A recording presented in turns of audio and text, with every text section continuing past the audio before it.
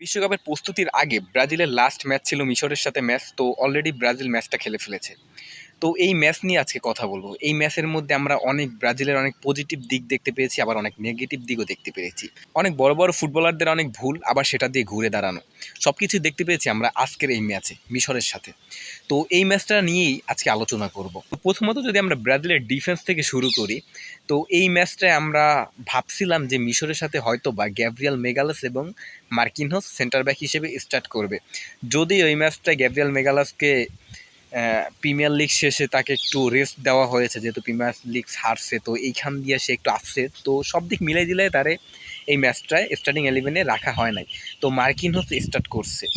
কিন্তু যদি বলেন ভাই, মার্কিনহোসের সাথে যে বেমারের জুটিটাও একদম খারাপ ছিল না, হ্যাঁ, ভালো করছে ওরা।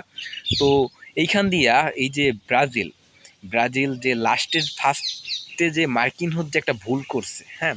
তো ডিফেন্সে মার্কিনহোসের মতো একজন অভিজ্ঞ ফুটবলার এমন ভুল যদি ওয়ার্ল্ড কাপের আগে এমন সিচুয়েশনে করে, এইটা সত্যি মানে ব্রাজিল ফ্যান হিসাবে এটা আমাদের কাছে হতাশাজনক, এবং এটা কোনোভাবে এটা কাম্য নয়।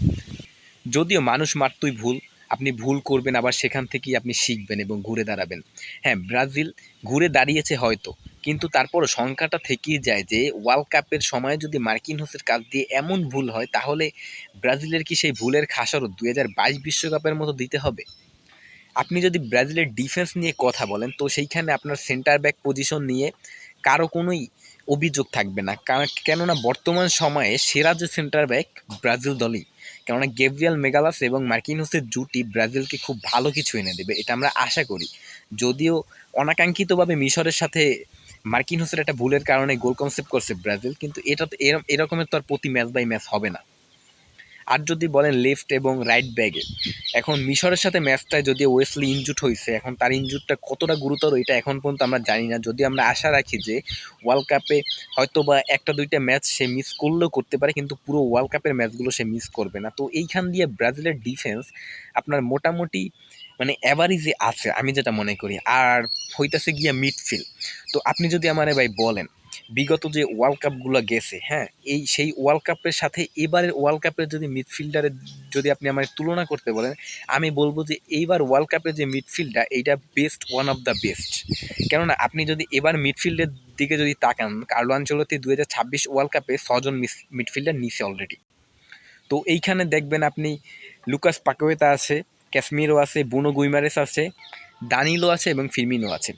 তো এই যে আমি 5 জন মিডফিল্ডারের নাম বললাম, তো এইখানে কিন্তু আপনি যদি বর্তমান সময়ে তাকান এদের যে পারফরমেন্স, হ্যাঁ, বিশেষ করে স্টার্টিং 11-এ বুনো গুইমারেস এবং ক্যাসমিরো স্টার্ট করবে। আর যদি এইখানে কার্লো আনচেলত্তি 3 জন মিডফিল্ড নিয়ে যদি খেলে, তো এইখানে লুকাস পাকুয়েতা স্টার্ট করবে। হ্যাঁ, তো এদের পারফরমেন্স নিয়ে এবং এদের সামর্থ্য নিয়ে কিন্তু কারো কোনো প্রশ্ন নাই। এবং তার বেঞ্চে আছে যে দানিলো, তরুণ দানিলো বর্তমান সময়ে ব্রাজিলের হয়ে কিন্তু নিজেকে প্রমাণ করছে। এবং অভিজ্ঞ কিন্তু ফিরমিনো, হ্যাঁ, যে অলরেডি আল নাসরের হয়ে খেলছে, হ্যাঁ, তার কিন্তু ব্রাজিল দলের কিন্তু পূর্বের অনেক অভিজ্ঞতা আছে। তো এইখানে যদি আপনি বলেন ব্রাজিলের এবার মিডফিল্ডটা কিন্তু পুরো অভিজ্ঞ এবং তরুণের ভারসাম্যে কিন্তু পুরো ভরপুর। তো এবারের মিডফিল্ড নিয়ে মোটামুটি কারো মনেই কোনো প্রশ্ন নেই, এবারের মিডফিল্ড বিশ্বসেরা। আর যদি বলেন অ্যাটাকিং লাইন আপের কথা, প্রতিটা বিশ্বকাপই ব্রাজিলের অ্যাটাকিং লাইন আপ বিশ্বসেরাই ছিল। ব্রাজিলের অনেক অনেক ফর্মে থাকা ফুটবলাররাও তাদের ওয়ার্ল্ড কাপে চান্স পায় না, হ্যাঁ। তো এইখানে প্রতিযোগিতা অনেক ব্রাজিল দলে চান্স পাওয়া নিয়ে। তো এইখানে যদি আপনি ব্রাজিলের অ্যাটাকিং লাইন আপের দিকে তাকান, বর্তমান সময়ে ভিনিসিয়াস জুনিয়র, হ্যাঁ, তার ক্যারিয়ারের সেরা ফর্মে আছে। রাফিনিয়া বার্সেলোনার হয়ে সেরা একটা সিজন পার করছে, ইভেন ব্রাজিল দলের হয়েও ভালো করতেছে, হ্যাঁ।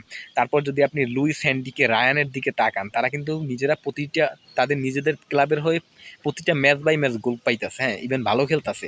তারপর আপনি যদি নাম্বার 9 পজিশনে তাকান, এইখানে ইগোর থিয়াগো প্রিমিয়ার লিগে কিন্তু আর্লিং হ্যালান্ডের থেকেও তার গোল বেশি, হ্যাঁ, ভালো একটা সিজন কাটাইতেছে, ভালো ফর্মে আছে। অ্যান্ডিক ভালো ফর্মে আছে লিলে যোগ দিয়া। তো তারপর ম্যাথিউস কুনহা ম্যানচেস্টার ইউনাইটেডে চোখ ধাঁধানো একটা সিজন পার করছে, হ্যাঁ। তারপর যদি নেইমারের কথা বলি, তো নেইমারে নিয়ে নতুন করে কিছু বলার নাই ভাই। আপনি জানেন 2026 ওয়ার্ল্ড কাপ খেলার জন্য নেইমার কি করছে, হ্যাঁ। তো এই ওয়ার্ল্ড কাপটায় নেইমার থাকার কথা না, সেখানে নেইমার এই ওয়ার্ল্ড কাপটায় আছে। ইভেন সে সেই 2টা বছর যাবৎ নিজেরে প্রিপেয়ার করছে ওয়ার্ল্ড কাপ খেলার জন্য, হ্যাঁ। হয়তোবা নেইমারের এখন পর্যন্ত আমরা তার ম্যাচ আমরা দেখতে পাই নাই, সে দলে আসে নাই, কিন্তু আশা রাখি যে মরক্কোর সাথে ম্যাচটাই নেইমার দলে ফিরবে, ইভেন ভালো কিছু সে করবে, নেইমারের কাছ দিয়ে আমরা ভালো একটা পারফরমেন্স পাবো। তো এই দল নিয়ে মোটামুটি আমরা যারা ব্রাজিল ফ্যান আছি আমরা আশা রাখি যে ব্রাজিল বিশ্বকাপ জিততে পারে এই দলটা নিয়ে।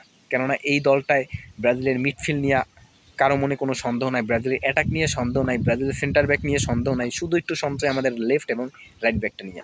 যদিও ওইটা আপনার মিডফিল্ড যদি ভালো খেলে, আপনার অ্যাটাকিংয়ে যদি ভালো আপনি একটা পারফরমেন্স পান, তো দেখা যাইতেছে গিয়া আপনার লেফট এবং রাইট ব্যাকের জায়গাটা আপনার সেন্টার ব্যাক দিয়ে আপনার পোষাই যাবে। তো ওই দিক দিয়ে বিবেচনা করলে আমরা হয়তো আমরা ব্রাজিল ফ্যানরা এবার 2026 বিশ্বকাপে আমাদের হেক্সাটা পূরণ হতে পারে, এটা আমরা আশা